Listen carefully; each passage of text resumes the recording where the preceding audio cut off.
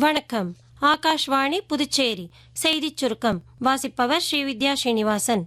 உலகளாவிய வர்த்தகத்தின் மிக முக்கியமான ஒரு பகுதியாக கருதப்படும் ஹார்மூஸ் நீரிணை வழியாக தடையற்ற கப்பல் போக்குவரத்தை உறுதி செய்வதற்காக UK மற்றும் பிரான்ஸ் ஆகிய நாடுகள் இணைந்து ஒரு புதிய கடல்சார் பாதுகாப்பு முயற்சியில் பங்கேற்க இந்தியாவிற்கு அழைப்பு விடுத்துள்ளதாக இந்திய வெளியுறவு அமைச்சகத்தின் செய்தி தொடர்பாளர் திரு ரந்தீர் ஜெய்ஸ்வால் செய்தியாளர்கள் சந்திப்பின் போது தெரிவித்தார்.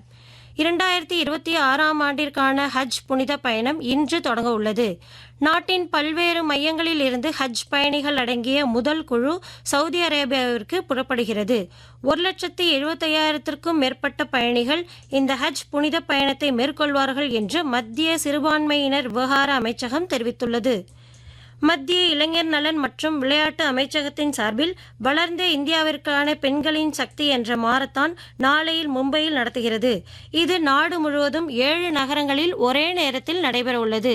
இந்த நிகழ்ச்சியில் மகாராஷ்டிரா பெண்கள் மற்றும் குழந்தைகள் மேம்பாட்டுத்துறை அமைச்சர் அதித்தி தட்கரே, கலாச்சார விவகாரங்கள் துறை அமைச்சர் ஆஷிஷ் ஷெலார், திறன் மேம்பாட்டுத்துறை அமைச்சர் மங்கள் பிரபாத் லோத்தா, மும்பை மேயர் ரித்து தவாடே ஆகியோர் பங்கேற்கின்றனர்.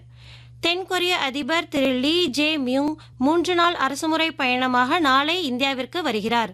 அவருடன் அவரது மனைவி கிம் ஹே கியூங் மற்றும் அமைச்சர்கள், மூத்த அதிகாரிகள், தொழிலதிபர்கள் அடங்கிய உயர்மட்ட குழுவும் இந்தியாவிற்கு வருகிறது. தென்கொரிய அதிபர் லீ ஜே மியூங் மேற்கொள்ளும் முதல் இந்திய பயணம் இதுவாகும்.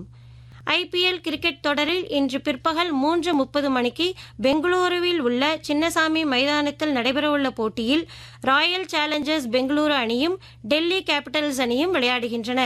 இத்துடன் இந்த செய்திச் சுருக்கம் நிறைவு பெறுகிறது.